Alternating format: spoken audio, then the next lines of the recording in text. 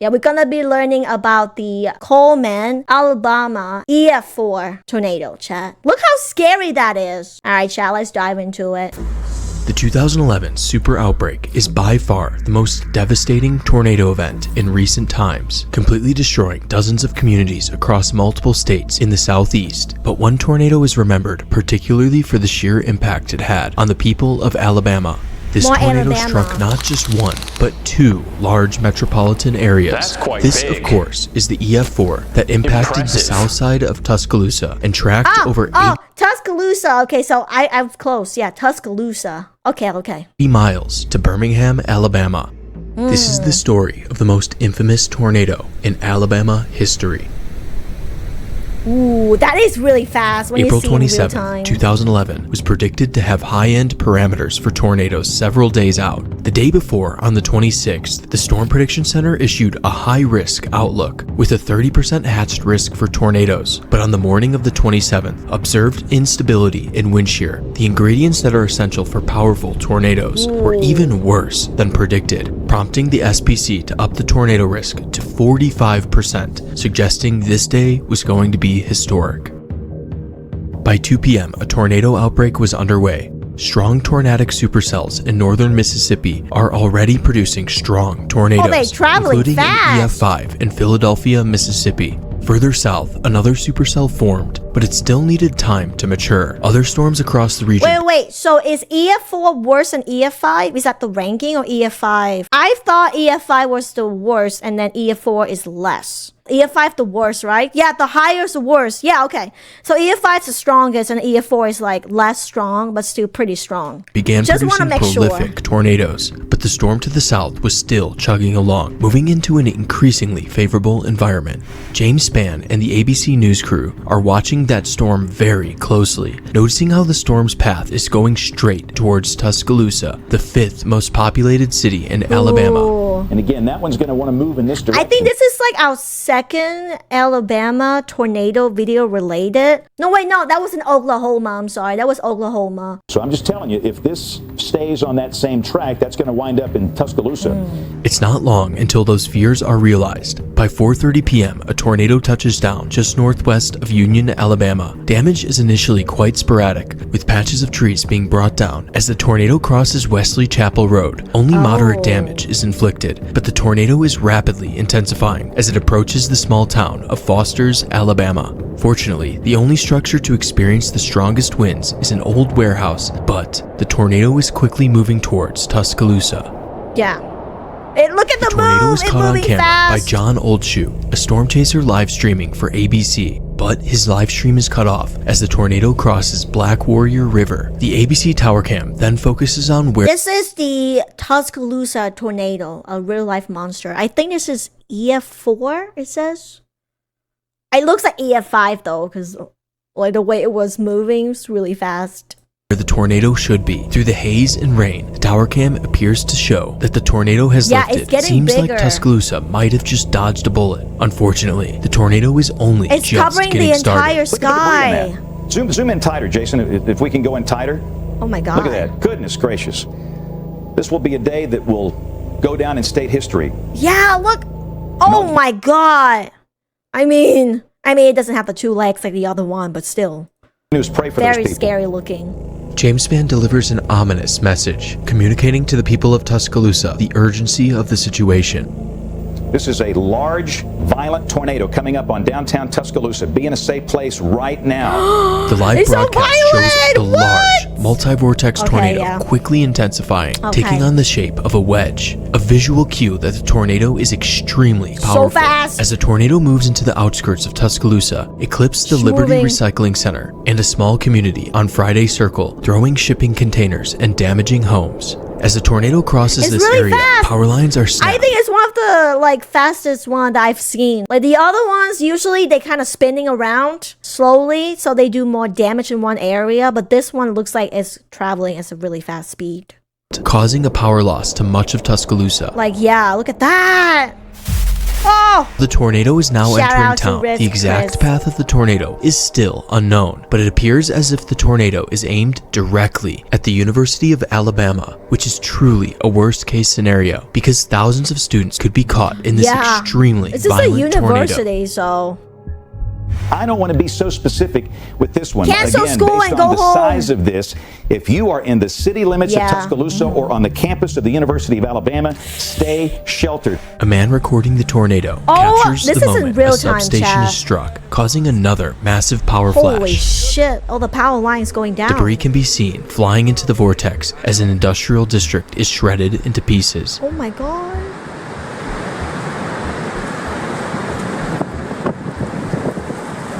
I am speechless. As the tornado approaches Interstate 359, Ryan Chandler films the tornado You see, I don't think locking your kids, locking your wife, or locking the door can actually help from this. crossing just ahead where he had driven moments prior. Very dangerous. We don't know if this thing can change directions. We're not. It's In really this video, thick the tornado too. shows what is probably the most impressive display of horizontal vortices Yeah. ever documented. And Horizontal horizontal is vortices correct. are only associated with the strongest tornadoes. It's covering almost all the sky. While the now violent tornado crosses the highway, a car on the interstate is struck, killing one of the passengers. This is the first fatality attributed to the tornado. At the same time, several people are sheltering under this overpass. One of the few taking shelter under the overpass is UPS driver Jimmy Jones, and by some miracle, he survived. Several vehicles were Nice. rolled and mangled, including the Jones' thing is, it's moving so fast though. Like, the best case is evacuate, but like, can you be fast enough though? What if you got stuck in traffic? UPS truck. Look, After oh, the surviving a truck! direct hit from the tornado, Jones yeah, it's takes all this red. photo, showing the monster that had nearly killed him. That photo is crazy, chat. Look at this. That covered the entire sky, and look at everything that it's gone through. All the cars flipped, houses is like all ripped. After crossing the highway, the tornado was now moving into a residential part of town. A public housing complex, Rosedale Court, takes a direct hit. Trent Miner films a tornado as it's impacting Rosedale Court, eventually taking cover. Dude, this is gonna hit us directly. The lower quality construction is no match for the violent tornado. Much of the complex is leveled, sadly killing 9. The tornado continues its wrath towards Charleston Square Apartments. Trent fortunately survives the encounter, but tragically, 3 University of Alabama students are killed here. Melanie Mixon, 21, who is majoring in in the accounting, Marcus university. Smith, 22, who is studying management and information systems, and Ashley Harrison, 21, who is majoring in economics, finance, and legal studies. Ashley was only a week from receiving her degree in economics. Boyfriend Carson Tinker, a football player, was with Ashley when they took cover. Tinker survived with only a broken wrist, showing just how He chaotic survived, and random though. tornado deaths can be. 2 other Tuscaloosa residents, including a student Oh my god. at the University of Alabama, captured the moment Very the tornado strong wind, overtakes too. Charleston Square Apartments, with each narrowly avoiding the tornado to the north and south. As the tornado continued northeast at nearly 60 miles per hour, more homes are struck. Video of the tornado at this time as it crosses Oh my to the God! south Yeah, of the it literally onlooker is a one of the monster. most incredible tornado videos A real ever monster. captured, showing the immense power and size of the tornado. Look how big that thing is. This So video also big! shows how the tornado had an extremely loud jet-like roar. Several more homes are Yeah, destroyed. I was gonna say I do have a newfound respect for storm chasers, literally risking their life for this, and also the saving people too. You know, in some cases.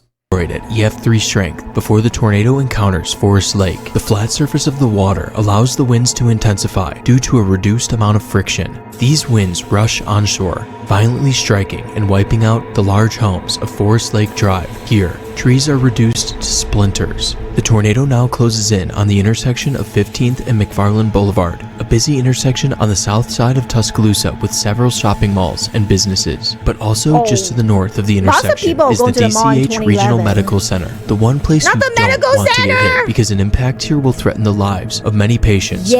while also depriving the city of a place to Yeah, because if that hits a medical center, not only it's gonna kill a lot of medical workers, the patients in the hospital, but also like taking away the resources to save people too. Because I don't know if there's any other nearby medical center for this area. Yeah, a medical center is a worst spot for this to happen, and a school as well. Yeah, and a university as well. Yes.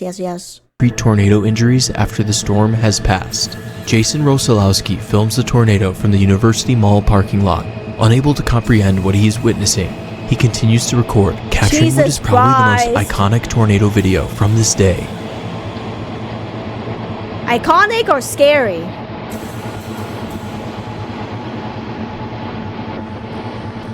The tornado fortunately misses the regional medical center just to the south. Instead, the tornado hits the homes in Cedar Crest, where the neighborhood is completely gutted, killing 3, including another student, Brandon Adderton, a 23-year-old studying economics. After crossing McFarland Boulevard, the tornado rampages onwards, destroying even more homes and businesses. Well, at least the tornado races the across medical the railroads, center, though. fortunately passing just south of the main University of Alabama campus. But the tornado is still destroying large areas of homes, much of which is student housing. One video taken by a student of the University of Alabama shows just how close the tornado actually came to impacting the university, missing it by only a few hundred yards. Had the tornado hit the university, countless more deaths. I hate to say it, but that looks almost like a CGI. You know, the way it's spinning and there's like stuff around it. Like, it doesn't even look real, but I know that was real. Certainly occurred. Fortunately, the university dodged a bullet. Oh, that's good. That's a huge bullet to dodge, though. Wait, it kind of looks like a skull, you're right. Oh my god, look at his face! That looks like a skull, look! Eye socket right here, and this is the mouth. After passing just south of the university, the tornado is now moving towards the eastern side of Tuscaloosa, tornado, yeah. sweeping through Beverly Heights, killing 3, including another student, Danielle Downs, God, a 24-year-old who was studying social work. Inside one of the buildings on University Boulevard, Gomez Perez is filming the darkening skies while everyone else inside is oblivious to the approaching danger. Within seconds, all hell breaks loose as the core of the tornado passes overhead. The core of the tornado now approaches Chastain Manor, a residential apartment complex for senior citizens. It impacts the southeast corner of the complex, completely sweeping away the top floor of the entire east wing, scattering debris in the adjacent valley. To the south of the apartments, the clubhouse sustains even worse damage, as it is— I think there were a lot of students lost their life during the tornado because it was hitting like a lot of the university. It's completely swept off of its foundation. Damage surveyors who analyze the path for clues into the true intensity of the tornado identify this location as the most violent section of the damage path. 3 different survey teams analyze the damage here. 2 of the teams conclude EF4. the damage is high-end EF4. The 3rd team concludes that it was actually indicative of EF5 intensity. I don't want to say Outvoted EF6 2-to-1. footage. Damage in this area is assigned a rating of Scary. 190 miles per hour, high-end EF4. After impacting Chastain Manor, a mobile park home takes a direct hit from the core of the tornado, reducing 80% of the park to piles of debris. The homes on Elm Drive are the last building struck in Tuscaloosa, but it's still going strong. The tornado crosses Hurricane Creek, where there's a 100-year-old steel bridge spanning 570 feet across the creek. The bridge is held— Wait, there's no EF6? I mean, that's good that there's no recorded EF6 tornado. I just thought there was an EF6 for some reasons. by massive 35-ton trusses as the core of the tornado passes directly overhead. The trusses not only buckle, but are tossed sideways, including one which is pushed uphill over 100 feet. The rest of the bridge collapses into the valley below. The single point of damage cost the Alabama Southern Railroad nearly $5 million to repair. Oh my God. Again, this is the storm that produced all the damage in Tuscaloosa. Large wedge tornado, a mile wide. Even though the tornado had left the dense suburbs of Tuscaloosa— So that's what EF6 recorded? What is it called, chat? I might be wrong, but I heard of an EF6 technically being a rating, but there hasn't been a tornado powerful enough to officially put that rating in place. Like I said, that's good. We haven't seen a bad EF6. EF6 rating is considerable unsurvivable no matter what you do. Yeah, that's true. Because we've seen like 2 EF5. I can't imagine what EF6 will do to a city. Tuscaloosa behind, sparsely populated rural communities still exist in the path. The the surrounding mature forest is shredded. Here, the tornado demonstrates what is perhaps its most violent form yet. Manufactured homes impacted by the tornado cease to exist, while a very large house south of the core is completely swept off of its foundation. On Recreation Road, several more homes suffer a similar fate. The National Weather Service notes another 190-mile-per-hour damage indicator, once again just shy of an EF5 rating. At nearly a half a mile from the center of the tornado, the Eagle Cove Marina on the Black Warrior River is subject to damaging winds. Several boats sink, while warehouses are shredded to pieces. Lakeside homes are scattered into the water, while Jeez, look at all the damage though. quarter-mile to the south, homes are swept by the apocalyptic winds within the tornado. Since the tornado was now over less populated areas, there's a lack of any tornado footage. However, the KBMX Doppler radar is scanning the tornado at 2,000 feet above the ground, and now, at 520, the strength of the tornado reaches an apex. The sum of the opposite velocities, known as gate-to-gate, is 280 miles per hour, giving a rotational velocity of 140 miles per hour, tying the previous record held by the 2007 Greensburg, Kansas EF5. These values are telling. A structure does not need to be impacted to know that this tornado is incredibly violent. Yeah. Fortunately, there were very few homes in this area. However, that's there are good. many mines that dot the landscape. Few homes One that person get who is currently impacted. working at a mine is James Johnson. At 5:24, he begins recording the tornado 7.5 miles to his west. While James is recording, a home is swept away into the valley, sadly killing Judy Sherrill. Johnson continues recording as the tornado closes in, now less than a mile from the mine in which he's working. In Johnson's video, the sheer power of the tornado is evident. It almost appears as if the entire mesocyclone of the storm has dropped to the ground. The thought of such a tornado returning to heavily populated areas is a complete nightmare, and unfortunately, this nightmare is about to come true. No. The tornado's sights are now set on the city of Birmingham. This is coming right up here toward the Birmingham, right toward downtown Birmingham.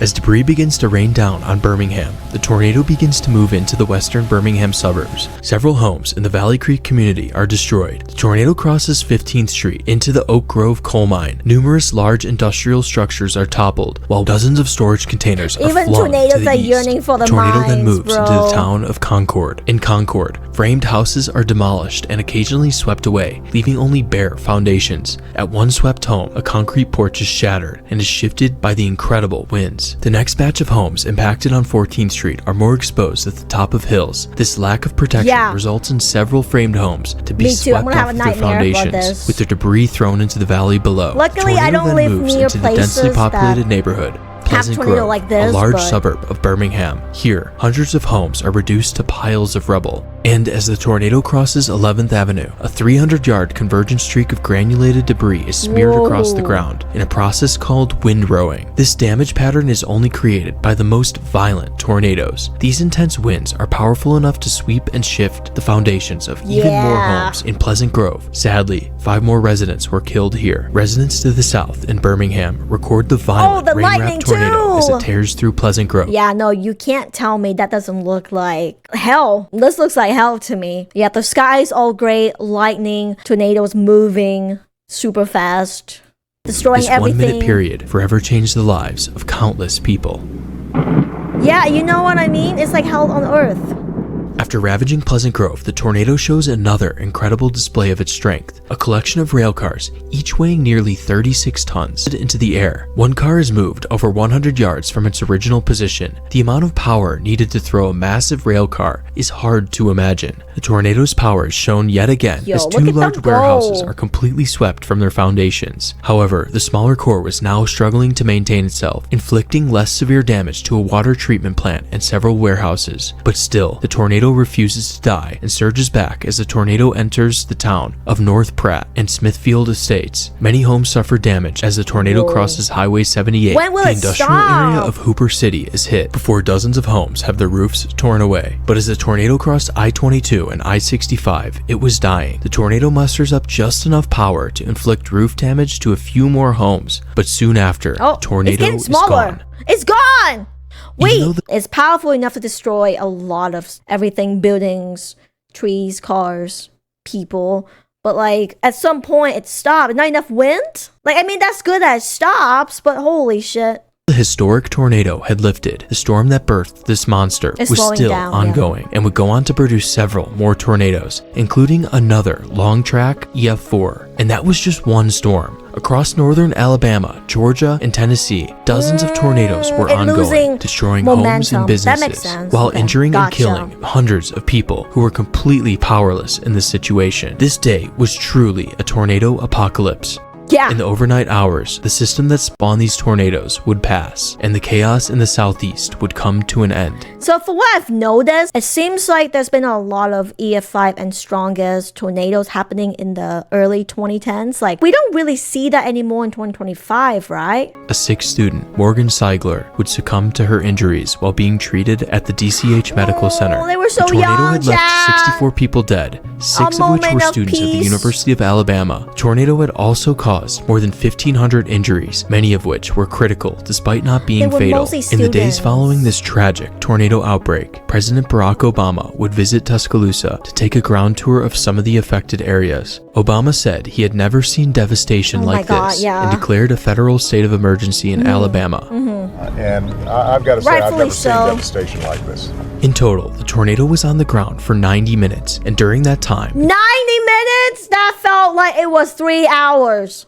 90 minutes. That's long enough. That's way too long, though. The tri-state tornado lasted 7 hours? No, that's just too much. That's honestly too much. tornado caused a staggering cost of $450,000 worth of damage per second, totaling about God. $2.4 billion in damage over its entire path, surpassing the 1999 Bridge Creek Moore F5 as the costliest single tornado in United States history. But the record wouldn't last long, as less than a month So later, let's see, the Bridge Creek EF5 was 1.8 billion and Tuscaloosa was 2.4 billion.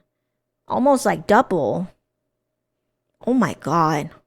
this number was surpassed by the Joplin EF5, you which guys caused an mentioned it, the even more Joplin. substantial $2.8 billion in damage. Aside from the damage caused, the other thing the Tuscaloosa tornado is remembered for is its frightening appearance. Multi-vortex tornadoes are tornadoes with pronounced subvortices circulating around the main vortex, and Tuscaloosa is the best tornado for visualizing this concept, as it had the most insane horizontal vortices ever recorded. This appearance is very indicative of a violent tornado, as it's I know my word just doesn't make any sense when I say she's thick, but honestly, this is the most horizontal spread tornado I've seen, because a lot of them are skinny. They're like really thin and tall, and they're spinning really fast, and sometimes they're like twin or three of them really skinny.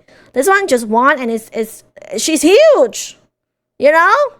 Like, yeah, like look at that. It covered almost the entire sky, to say the least. just high levels of vorticity aggregation, which helps They look strengthen bigger, and mature the yeah. tornado even further.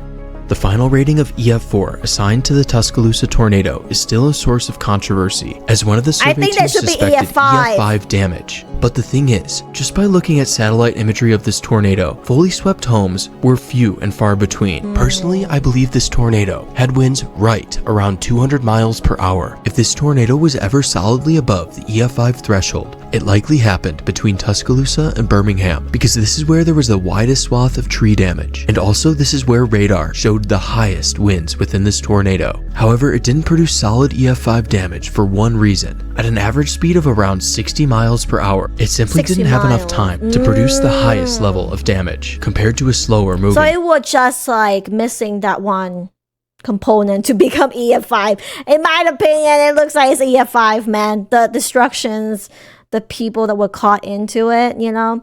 There's a reason that EF5s are called fingers of God. Oh, I did not know that. That was my first time learning about that. Jesus. It looks cool when you're watching it in real life. I wouldn't say cool though. I feel like it is scary to watch it in real life. And it's scarier to watch it on YouTube too. Tornado, which is much more destructive. Ultimately, the tornado was given a rating of high-end EF4 with winds should be at EF5. 190 miles per hour. The Honestly. Tuscaloosa tornado will be remembered for a very long time, as it is clearly the defining tornado of the most prolific tornado outbreak in recorded history. Chat, we should be able to hold tornadoes as a serial killer. They literally took lives, multiple families and people, children, young people, old people. Like, they're a serial killer. Given the time frame of how long tornadoes last, wouldn't they be considered mass murder? You know what? Yeah, I think it's mass murderers, not serial killers. You are correct. Thank you so much for watching. If you enjoyed this video, don't forget to go binge watch these videos if you have not. Have a good day. Bye bye.